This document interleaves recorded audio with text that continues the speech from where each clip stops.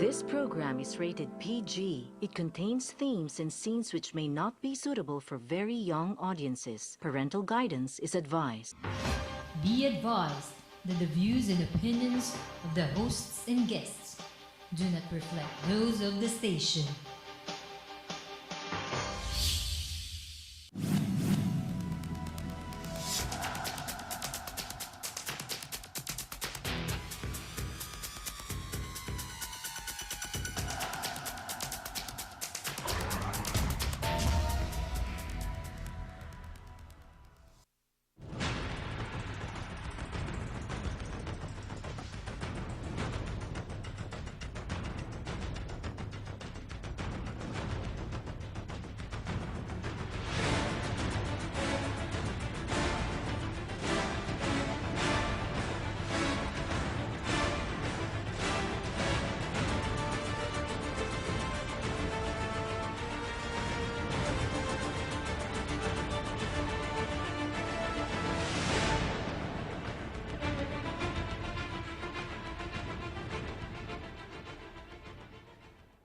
Hello, my name's Harry Tambuatco. I'm not Eric Spina. I am sitting in for the host.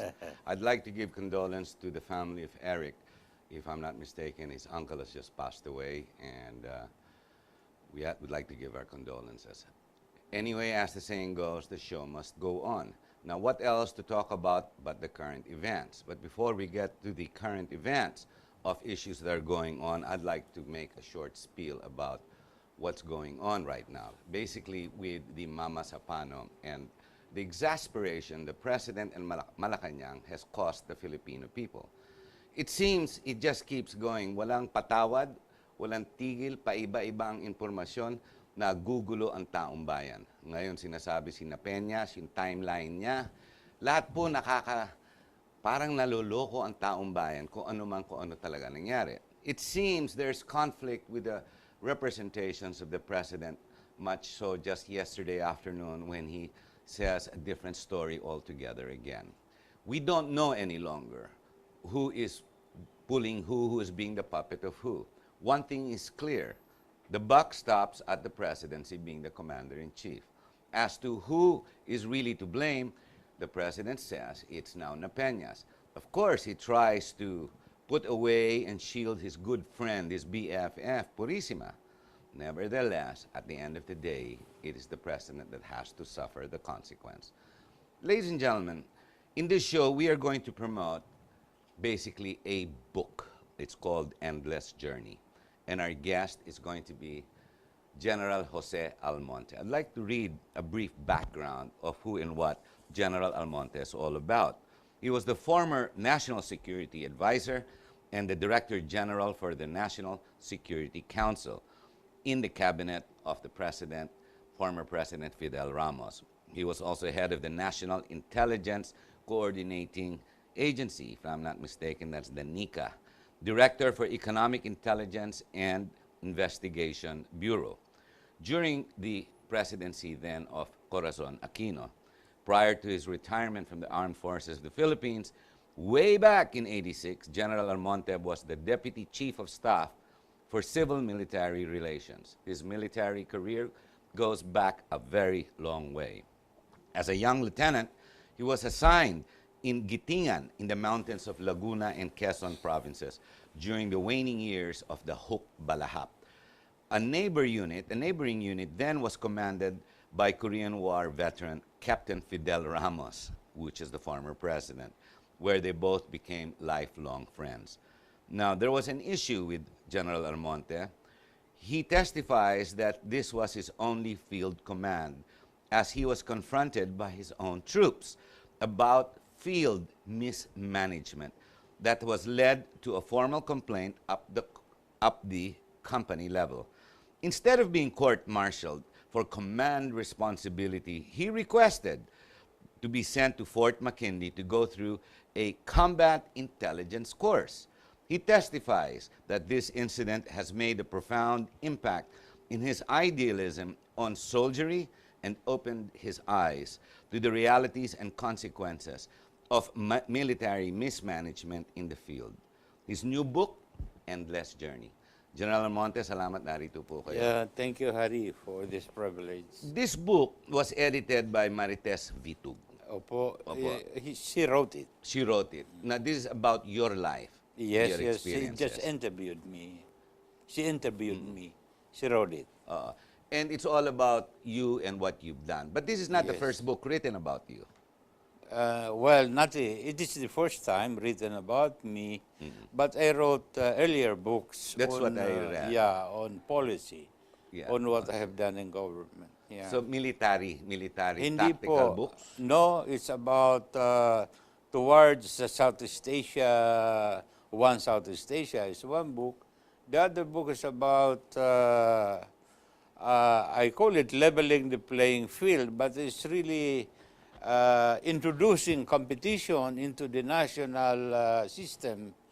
Like, for instance, initially we have dismantled PLDT to introduce competition in the communication Breaking sector. the monopolies, which is Breaking what the Ramos was known monopoly. for. Yes. Because as early as the 1956, we used to ask the basic question, dalawa, Opo. why are we ordered to kill our own people? When, How do you mean by that? Paano yun? yeah, very serious. Why are we ordered by the state to hunt and kill our own people? The same people who paid for our education for 4 years. Why? Well, we were told because they are rebels. Because they're rebels.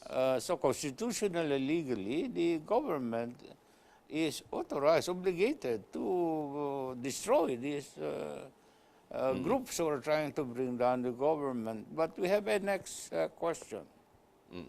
Why are they rebelling? Yun, that's the deeper grassroots So since question. that time, up to this time, we're not only looking for the answer, but for the solution. The book is an attempt to answer that question that you post ever since. that we But posed in 1956. in your first book, you talk about the ASEAN, in foreign influences in the community. Were you already well aware of China threat? Oh, yes. Way back then? Yes, I was very aware of the world situation, even at the time, because it has been my passion to read about it, even when I was a cadet in the Philippine Military Academy. But China never really went out. It's not known as a conquering country. In fact, they were always being invaded. I think that is a misconception. I'm sorry, Harry. Go, no, please.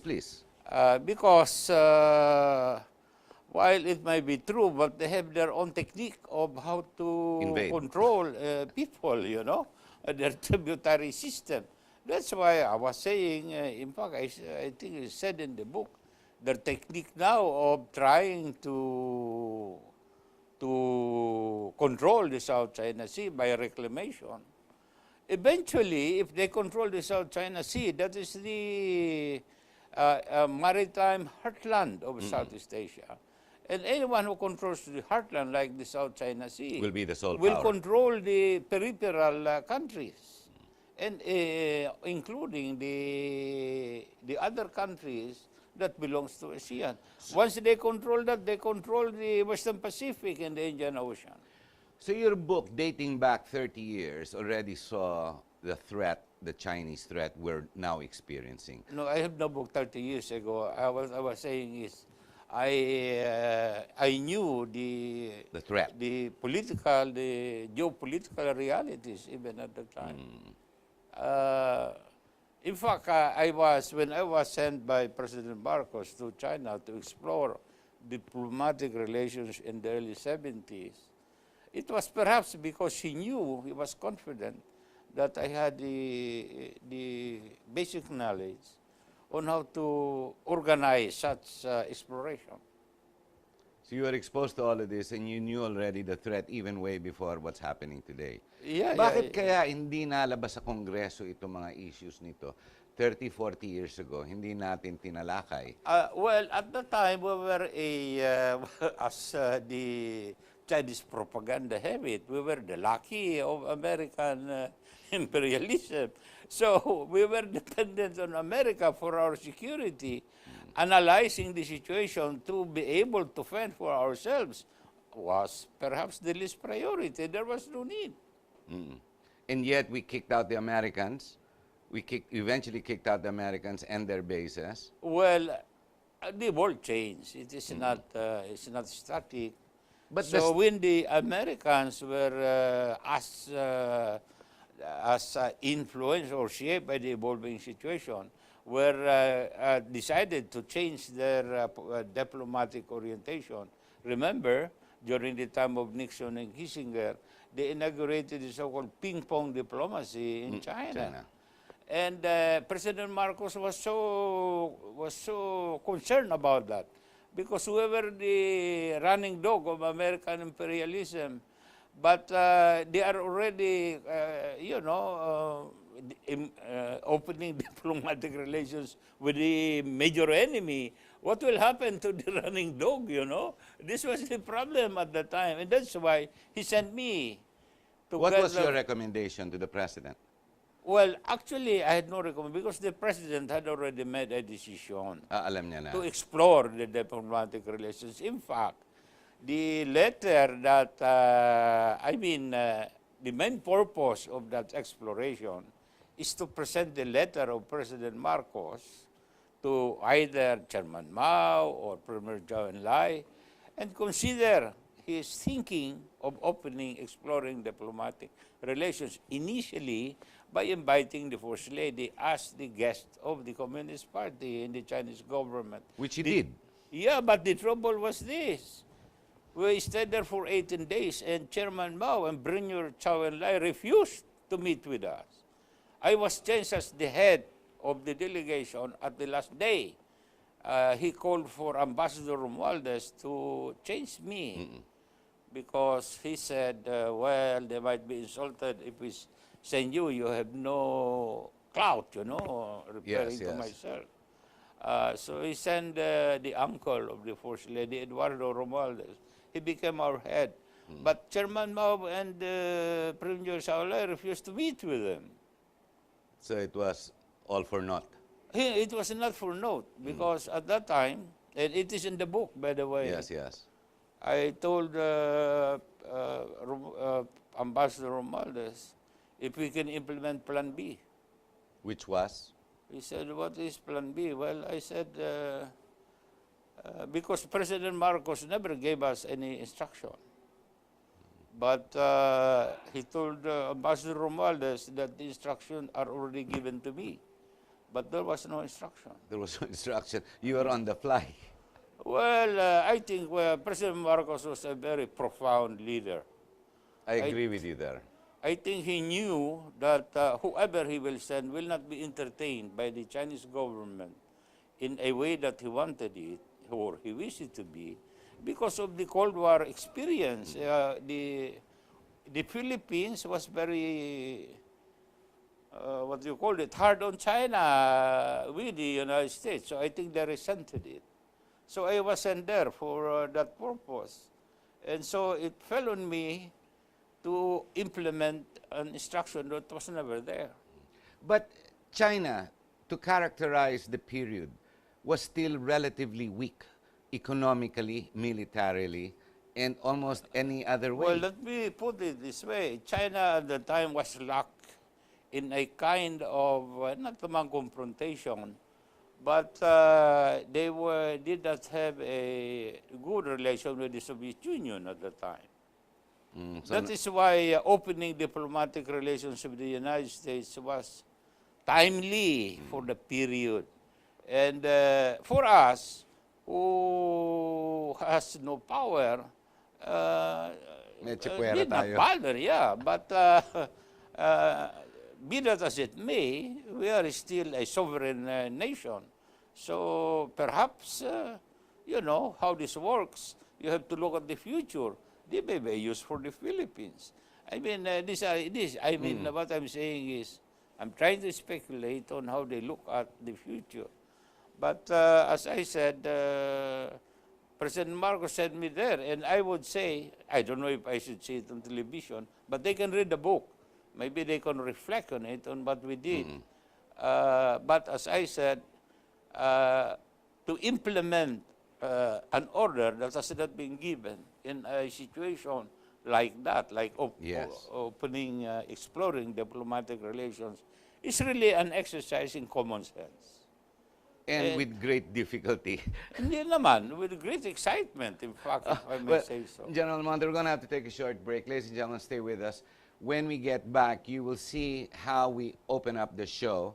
As we talk about the endless journey, we will eventually get to the current events. So stay put and hold your seat. We'll be right back.